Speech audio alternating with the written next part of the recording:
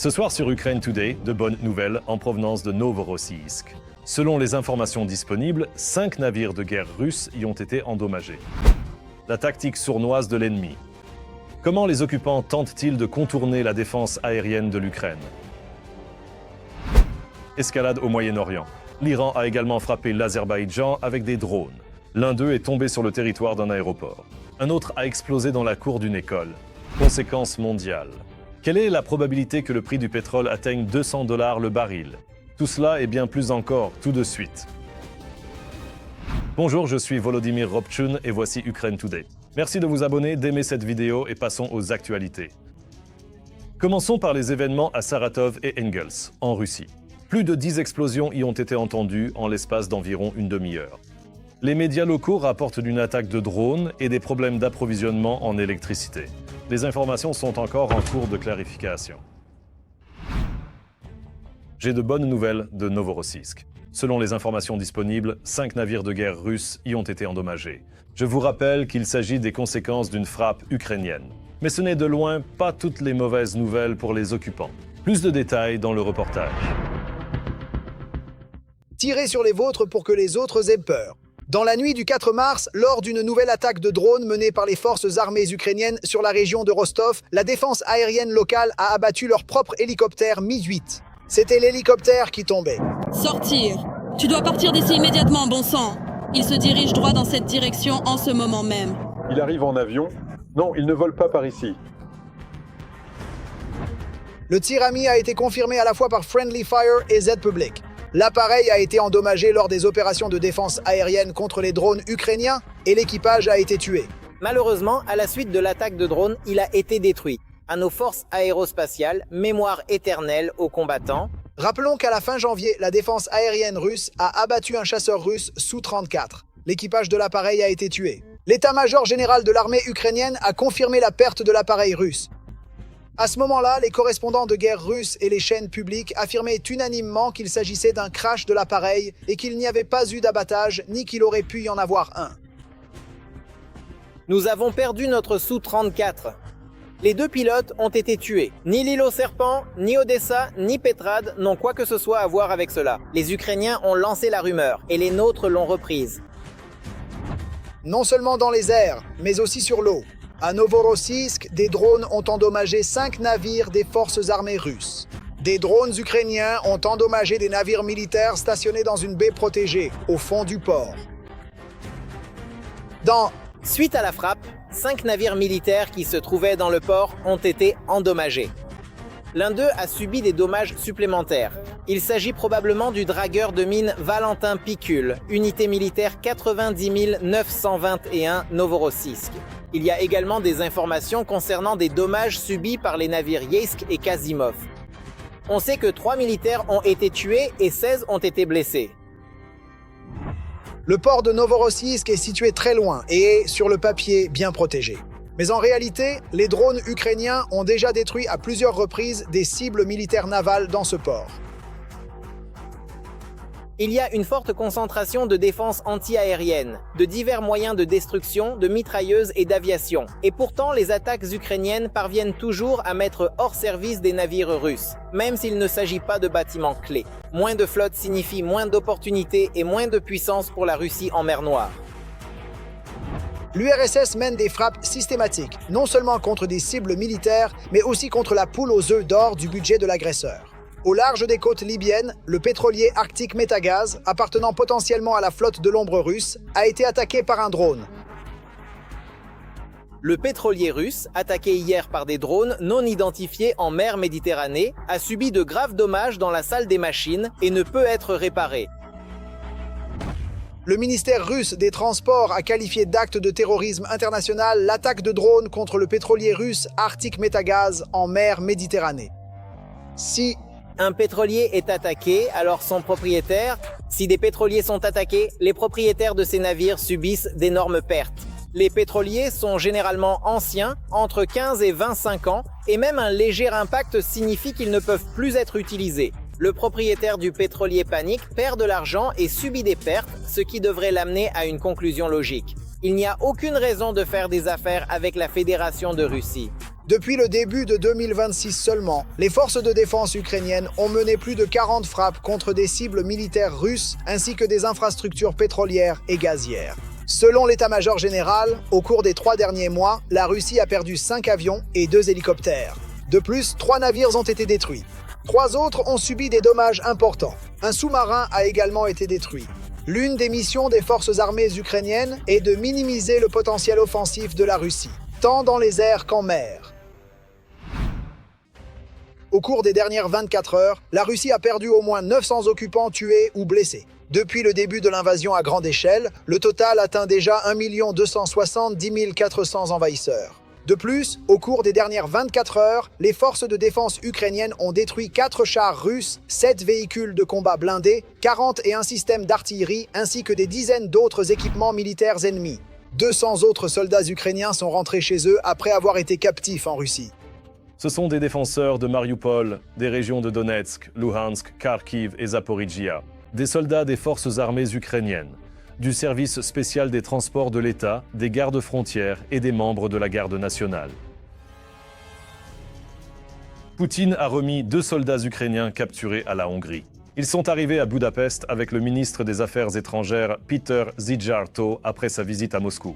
À Kiev, une telle démarche a été qualifiée de provocation et les responsables ont exhorté à ne pas transformer les prisonniers de guerre ukrainiens en monnaie d'échange.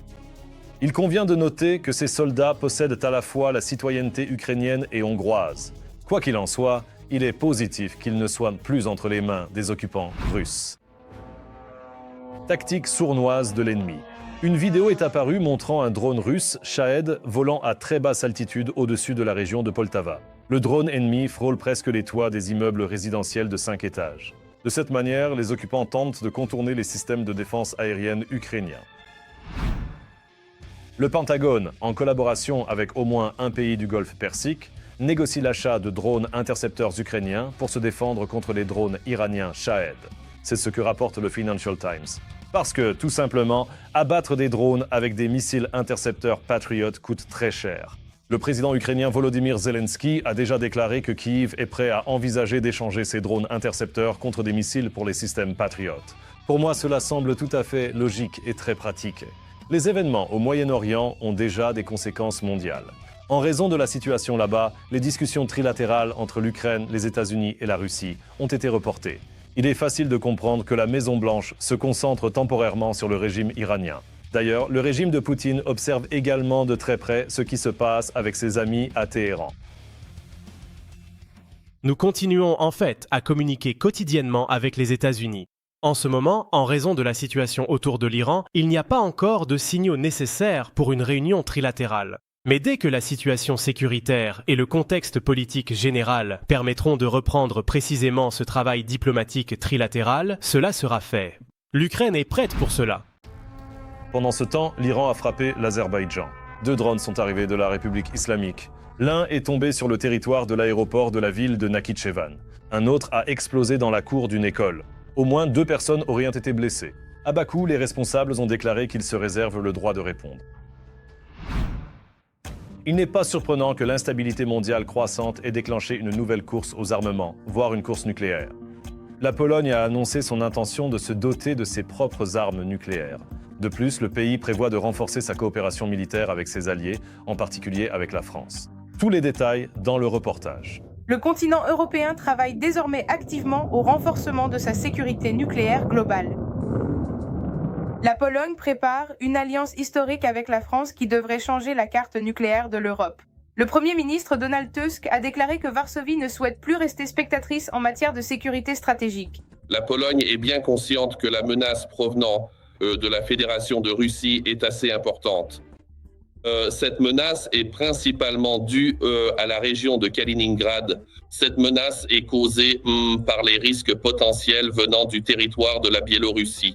Et la Pologne, réticente à se moderniser et à se réformer comme l'Alliance de l'Atlantique Nord, l'OTAN, recherche principalement un effet placebo.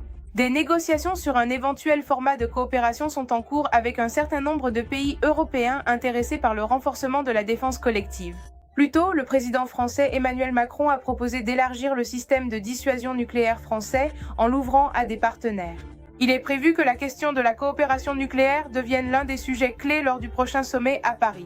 Le nombre de pays qui souhaiteront au moins disposer d'une base sur leur territoire où pourraient être stationnées les armes nucléaires de la France, du Royaume-Uni ou des États-Unis va, bien sûr, augmenter. Et des pays comme l'Allemagne pourraient même se permettre leur propre programme nucléaire et la création de leurs propres armes nucléaires.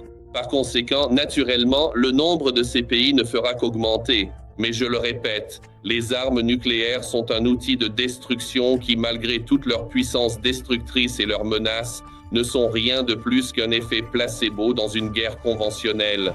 L'initiative française prévoit diverses formes de coopération, allant des exercices conjoints et des démonstrations de capacité jusqu'au déploiement de l'aviation stratégique française sur le territoire de ses alliés. À Paris, on estime que la dispersion de telles forces détruira les calculs d'un adversaire potentiel et renforcera le niveau global de la défense de l'Europe. C'est un coup porté à la réputation et cela exercera une pression sur la Russie simplement du fait que des pays qui auparavant n'avaient pas envisagé de posséder leurs propres armes nucléaires produites localement ou le déploiement d'armes nucléaires d'un pays tiers sur leur territoire y réfléchissent désormais. C'est l'effet de toute la stratégie géopolitique que le Kremlin a choisi ces derniers temps. Depuis des années, Poutine fait chanter le monde entier avec la menace d'une frappe nucléaire, car il ne lui reste plus d'autres leviers d'influence. Plus tôt, le dictateur a accusé la France et le Royaume-Uni de préparer le transfert d'armes nucléaires à l'Ukraine. Pendant ce temps, l'armée russe subit des défaites en Ukraine et parallèlement, la fièvre nucléaire se propage et s'intensifie en Europe. Et le nombre de pays souhaitant posséder des armes nucléaires ne cesse de croître. C'est un échec total de toute la stratégie de politique étrangère du Kremlin. Bien sûr, cela exercera une pression sur sa réputation, car le Kremlin sera impuissant à y faire face et incapable de l'empêcher de quelque manière que ce soit. Tout ce qu'il peut faire, c'est regarder ce processus se dérouler. La France possède le 4e plus grand arsenal nucléaire au monde. Plus tôt, Macron a annoncé une mise à jour de la doctrine nucléaire. Paris a l'intention d'augmenter le nombre d'ogives nucléaires et cessera également de publier des informations détaillées sur ses stocks. Il existe des chiffres officiels qui peuvent se compter en milliers de missiles, ou en dizaines, voire en centaines. Mais encore une fois, tout cela est une information hautement classifiée, et seules les données avantageuses à révéler pour ces gouvernements parviennent à la surface. Personne ne sait vraiment combien chaque pays en possède, précisément combien d'ogives opérationnelles, ce qui est très important. Combien ont été produites, combien sont en stockage et combien sont en service actif. Macron a également annoncé que le premier sous-marin nucléaire lanceur d'engins français de 3e génération prendra la mer en 2036. L'Ukraine se bat pour la liberté. Soutenez le journalisme indépendant ukrainien afin que nous puissions continuer à dire la vérité sur la guerre menée par la Russie. Cliquez sur le lien dans la description pour devenir notre sponsor. C'est le moment de vous abonner, d'aimer cette vidéo et de la partager pour qu'elle soit vue par un plus grand nombre de personnes. Merci et gloire à l'Ukraine. 200 $ le baril de pétrole.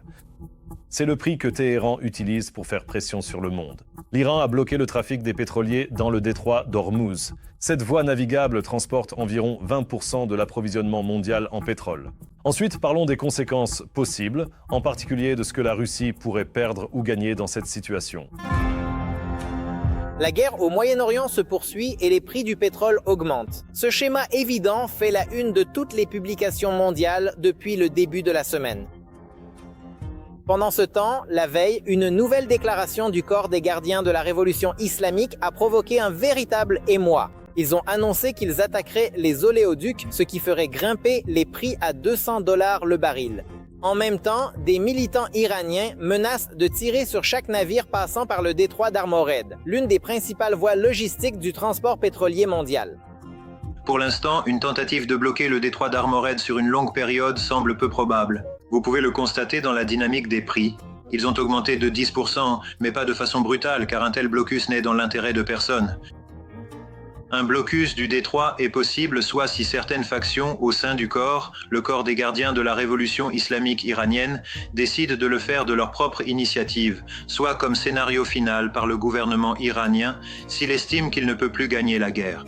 En même temps, même aujourd'hui, le passage par le détroit est déjà considérablement entravé. Les compagnies ne veulent pas assurer les cargaisons empruntant cette route et des dizaines de navires s'accumulent à son embouchure. Les marchés ont réagi instantanément. On observe déjà une hausse des prix des produits pétroliers dans le monde entier. Cependant, depuis le début de la semaine, la tendance a changé, affirment les experts. La panique a été remplacée par un calcul froid, au cours duquel il est devenu évident qu'il y a suffisamment de pétrole dans le monde. Pour l'instant, il y en a assez. Le marché a observé, a réfléchi et a dit « Vous savez, tout cela n'est que temporaire avant tout ». Ainsi, comme l'ont dit les employés spéculateurs du marché, au début de ce lundi, nous avons fait baisser les prix à environ 81 $ le baril. Puis nous avons observé ce qui se passait et ils ont tout fait descendre. 78, pas plus haut. Peut-être que ce sera le nouveau corridor qui prend en compte tous les risques. Dans le même temps, la Russie a immédiatement tenté de profiter de la hausse des prix, mais pour anticiper, ce fut en vain. Et voici pourquoi. Tout d'abord, la Fédération de Russie rencontre toujours d'énormes problèmes pour transporter ses matières premières. Les frappes ukrainiennes à longue portée ont déjà détruit ou endommagé 7 des 8 postes de chargement de pétrole dans le port clé de Novorossiysk. La pression des sanctions occidentales et la lutte contre la flotte fantôme de Poutine se poursuivent également. Il existe différentes méthodes pour réduire leur capacité d'exportation. En plus de nos propres ripostes à longue portée, il existe aussi d'autres solutions. Sanctions contre les pétroliers, les entreprises, les entités, restrictions sur le transport de marchandises visant les capitaines et les équipages, ainsi que la possibilité que ces pétroliers ne soient pas relâchés par la suite. De plus, comme le soulignent les experts, la Russie ne peut pas augmenter sa production de pétrole. Cela signifie qu'elle ne pourra pas profiter de la hausse temporaire des prix et vendre de gros volumes. Les volumes de production de pétrole en Russie diminuent et continueront de baisser. Il ne sera plus possible de les augmenter d'aucune manière. Et du point de vue, il y aura probablement une certaine augmentation des revenus pétroliers et gaziers, ce qui signifie qu'il y aura une baisse, mais pas aussi sévère que prévu auparavant. Maintenant, à partir de décembre, par rapport au même mois de l'année précédente, décembre, janvier, février, les revenus pétroliers et gaziers de la Russie ont chuté de moitié, d'environ 50%, et ils continueront de baisser. Le Kremlin recevra effectivement un peu plus que prévu pour ses expéditions actuelles. Cependant, après la stabilisation de la situation au Moyen-Orient, la baisse des prix du pétrole et du volume de pétrole vendu provoquera un effondrement en Russie, un crash massif qui d'ailleurs est déjà ouvertement discuté. Les financiers russes. Si l'on regarde par exemple les calculs de divers économistes russes, y compris ceux proches de l'élite dirigeante russe, comme le Centre d'analyse macroéconomique, ils affirment généralement que, toutes choses égales par ailleurs, la croissance, s'il y en a, sera d'environ 0,5 à 0,8% dans la Fédération de Russie. Par conséquent, il n'est pas question qu'une manne financière tombe aujourd'hui sur Poutine. Il convient de rappeler que le pétrole russe sur lequel le régime de Poutine s'appuie n'a pas vraiment augmenté de prix malgré toutes les fluctuations du marché. Dans le même temps, la panique des premiers jours de la guerre au Moyen-Orient s'estompe progressivement et les fournisseurs trouvent déjà des itinéraires de livraison alternatifs. Les observateurs notent que les changements concernant le pétrole de l'Oural, le pétrole russe, restent pratiquement imperceptibles. Ils sont presque imperceptibles, alors attendons un peu. Et j'ai toujours le sentiment que la situation du marché va se stabiliser assez rapidement. Pourquoi ? Parce que d'une part, il y a actuellement un excédent d'offres de pétrole sur le marché, et d'autre part, les pays essaient de trouver rapidement des solutions de contournement, des itinéraires alternatifs. Si l'acheminement du pétrole par les détroits roumains n'est pas possible, certains pays envisagent des options liées à des expéditions via la mer Rouge, et ainsi de suite. La hausse des prix mondiaux a également touché l'Ukraine. Par exemple, ces derniers jours, le prix du gaz a augmenté de 20% et le carburant est également devenu plus cher, ce qui s'est déjà répercuté dans les stations-service. En même temps, les experts notent que la flambée des prix en Ukraine est inférieure à la moyenne européenne. Et les délais pour mettre fin à la guerre contre l'Iran, tels qu'annoncés à Washington, permettent de prévoir qu'à la fin du mois, les prix des produits pétroliers commenceront à baisser. Et enfin, parlons de la peur. La peur de perdre le pouvoir, et avec lui, peut-être même la vie. Après l'élimination de l'ayatollah Khamenei, la paranoïa s'est intensifiée dans la tête du dictateur russe, Poutine. Bien que ce ne soit peut-être pas de la paranoïa, mais plutôt une méfiance bien fondée d'un criminel de guerre envers son propre entourage. Le point faible de Poutine a été découvert. Je ne souhaite même pas envisager une telle possibilité précise. Je n'en ai vraiment pas envie. Eh bien, ils en discutent déjà ouvertement en même temps, Monsieur Trump, Monsieur Netanyahou. Écoutez, j'entends tout ce que vous dites, mais je n'ai même pas envie d'en discuter pour l'instant. Le renversement éclair de deux alliés russes, Maduro et Khamenei, a sérieusement effrayé le dictateur du Kremlin. La plupart des gens sont déjà morts. Nous avions un groupe en tête, et ils sont morts. Et maintenant, nous avons un autre groupe. Peut-être qu'ils sont morts eux aussi, à en juger par les rapports. Donc je pense qu'une troisième vague arrive. Paranoïaque, Poutine comprend que le même sort l'attend bientôt. Poutine sème la destruction autour de lui, qu'elle soit politique ou physique. C'est la première chose. Deuxièmement, vous savez, c'est comme le jeu de la bataille navale. Il ne reste plus qu'une case à barrer. À Moscou, on cherche à déterminer comment réagir face au comportement imprévisible de Trump. Si de véritables réformes patriotiques ne sont pas entreprises dès maintenant en Russie, la situation deviendra tout simplement imprévisible. Un à un, nos alliés sont systématiquement éliminés. Il est clair qui sera le prochain, et il est clair ce que signifient des négociations avec un tel ennemi. Depuis le retour de Donald Trump à la Maison-Blanche, le Kremlin a évité de critiquer ouvertement les États-Unis ou leur président. Mais maintenant, chacun a peur pour sa propre peau. On peut ici, bien sûr, exprimer une profonde déception face au fait que, malgré les informations faisant état de progrès significatifs dans ces négociations, la situation est dégénérée en agression directe. Les propagandistes admettent ouvertement que la Fédération de Russie pourrait être la prochaine cible après l'Iran. J'évalue les perspectives de ce qui va se passer. Je comprends très bien quel sera le prochain problème. Pour nous, avant tout, il y a une question qui m'inquiète. Quand viendront-ils après nous? Ou ont-ils déjà commencé? Et nous comprenons que lorsqu'ils parlent de l'Iran, ils parlent aussi de la Russie. Ils vont désormais nous traiter de la même manière. Ils frapperont la Russie encore plus durement. Ce meurtre a sans aucun doute touché deux des instincts les plus profonds de Poutine. Sa paranoïa profondément enracinée concernant sa propre longévité et sa volonté de survie politique, définie par la nécessité d'obtenir la victoire sur l'Ukraine à tout prix. Cette fois, Poutine a commenté la situation au Moyen-Orient hors caméra. Veuillez accepter mes plus sincères condoléances concernant l'assassinat du guide suprême de la République islamique, Ali Khamenei, ainsi que des membres de sa famille. Il s'agissait d'une violation flagrante de toutes les normes de la morale humaine et du droit international. Il est toutefois à noter que Poutine n'a pas nommé les pays responsables de l'assassinat. Les Russes eux-mêmes perçoivent cela comme une situation où Poutine n'a rien à dire. Et cela est considéré comme un signe de faiblesse. La Russie est la prochaine et Vladimir Poutine la suivante. Et quand ils disent Dans les cercles russes, la mort de Khamenei a été comparée au renversement d'un autre dictateur que Poutine appelait également un ami. Cher Monsieur Kadhafi, chers collègues libyens, chers amis, permettez-moi une fois de plus de vous souhaiter chaleureusement la bienvenue à Moscou. À l'époque, il n'avait pas peur de parler aux journalistes et ne cachait pas ses émotions. En 2011, la mort de Kadhafi a véritablement mis Poutine en colère. Ils l'ont tué et son cadavre a été montré sur toutes les chaînes de télévision du monde.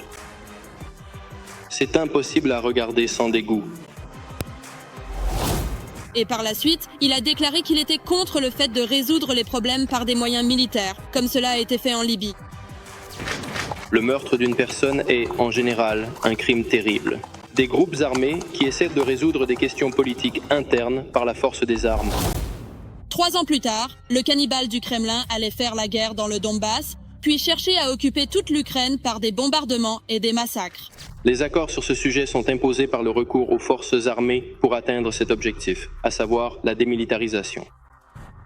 Nous n'autoriserons pas la présence en Ukraine de forces armées qui constituent une menace du point de vue de la Fédération de Russie et de son peuple. Au fil des ans, Poutine s'est de plus en plus isolé de son entourage. Pendant la pandémie de coronavirus, il s'est caché dans un bunker, n'est apparu que rarement en public, et les agents du FSO ont dû se mettre en quarantaine. Aujourd'hui, il a trahi tous ses amis et camarades à qui il avait promis son aide. Et maintenant, la seule chose qui reste entre les mains du déséquilibré Putler, ce sont les armes nucléaires. L'élimination de Poutine est une action absolument légale, mais cela semble plutôt prometteur. C'est la manière la plus rentable et la plus directe de mettre un terme définitif au conflit en cours en Ukraine. Les intrigues de palais s'intensifient. Le Venezuela et l'Iran ont montré jusqu'où les traîtres peuvent infiltrer le cercle rapproché des dictateurs. Poutine est un lâche et procède à des purges. Il a peur, murmurant une fois de plus à leurs oreilles, que, à la place de l'Iran et du Venezuela, cela aurait pu être eux. Mon bureau a été détruit après une attaque du régime israélien. Je sens du gaz.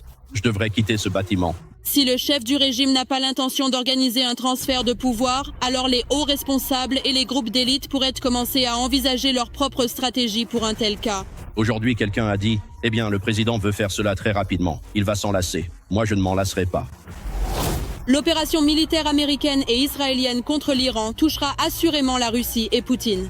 Tout ne fait que commencer. Les dictateurs quittent le pouvoir soit pour la prison, soit pour la tombe. C'est tout pour aujourd'hui. Merci de nous avoir regardés. Merci pour votre soutien. Force aux défenseurs de l'Ukraine. Gloire à l'Ukraine. Aimez, abonnez-vous, commentez, partagez et à la prochaine fois.